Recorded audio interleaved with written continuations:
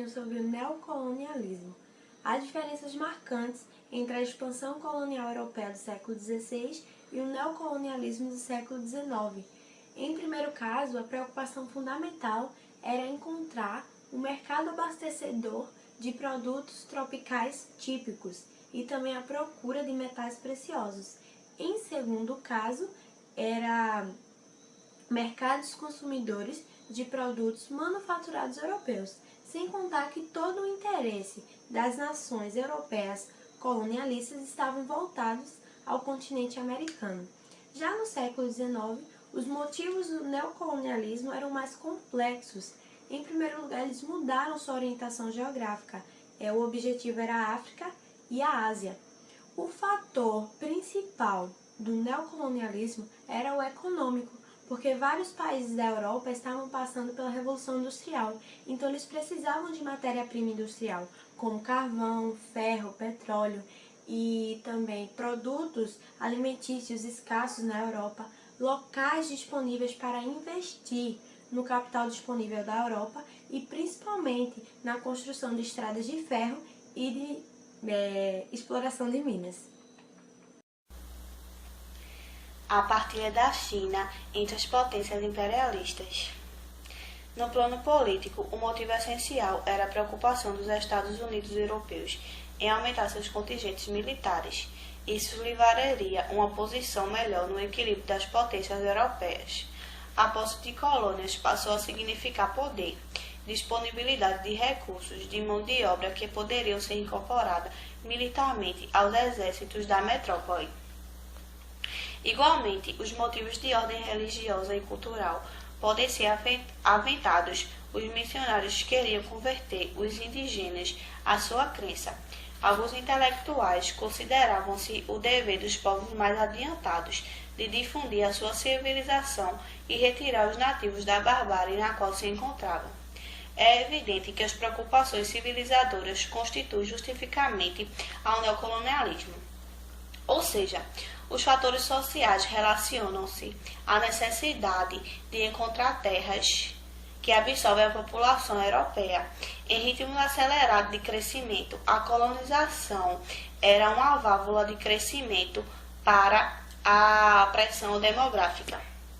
E aí galera, nesse vídeo eu vou falar sobre a colonização afro-asiática, a ocupação da África pelas grandes potências europeias. A partilha da África e da Ásia pelas grandes potências europeias ocorreu no chamado Tratados Desiguais, que tinha grande influência sobre essas regiões. O critério de análise para essas fronteiras nunca levou em consideração as características do local, de tal modo que a população sempre foi dividida e reagrupada por diferentes tipos de nações. Valeu? Os motivos do neocolonialismo durante o século XIX foram variados. Primeiro foi a mudança da orientação geográfica. Segundo foi na economia. Já que muitos países da Europa estavam sofrendo com a Revolução Industrial, eles também estavam sofrendo com a escassez de matéria-prima industrial, como o ferro, como o carvão e como o petróleo. E também estavam sofrendo com a falta de mão de obra barata. Terceiro foi um fator social. Eles necessitavam de terras para expandir seus negócios e suas cidades. E o quarto foi o plano político. Eles tentavam aumentar o exército para combater qualquer um que tentasse invadir sua cidade. E o quinto é sobre a religião e cultura. Eles queriam que todos seguissem a mesma cultura e a mesma religião, como fizeram com os índios, catequizando eles para seguir o Eu vou falar sobre o imperialismo e acho que está meio escuro, mas tudo bem. O imperialismo é como nações grandes, nações ricas, elas mantêm poder sobre nações pobres. E o imperialismo, ele é muitas vezes confundido com colonialismo. Por quê? Mas o colonialismo, ele tem mais assim, como se fosse mais politicamente. O colonialismo, a nação controla mais politicamente a colônia. E no imperialismo não. Influencia, controla tanto economicamente, quanto politicamente, quanto socialmente. E a conclusão que eu tenho sobre o imperialismo é que até hoje é muito É muito comum ver nações ricas dominando as nações pobres, ou seja, é uma prática antiga que vem até o dia de hoje. É isso. E aí pessoal, ele vai falar da origem do imperialismo. Então, o que significa imperialismo? Imperialismo, ele significa domínio econômico, político, militar ou cultural de um país sobre outro local.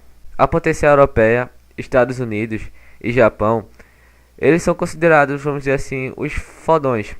Eles são os mais fortes, digamos assim. E quanto mais eles iam se industrializando, a produção ficava cada vez maior e a concorrência ficava cada vez mais acirrada. Algumas medidas protecionistas pararam a circulação de produtos pela Europa. Aí eles precisavam procurar um local que pudesse absorver toda essa produção que não parava de crescer cada vez mais. Aí lá em meados do século XIX, a África e a Ásia foram partilhadas e colonizadas por aquele pessoal lá industrializado. Então eles queriam expandir o mercado. Esse processo que ficou conhecido como imperialismo. E como vimos, ele é uma consequência direta da Revolução Industrial. Então vamos discutir aqui alguns questionamentos. O que será que levou os países europeus a quererem partilhar a África e a Ásia? Primeiro, busca por mercado consumidor e busca por matéria-prima.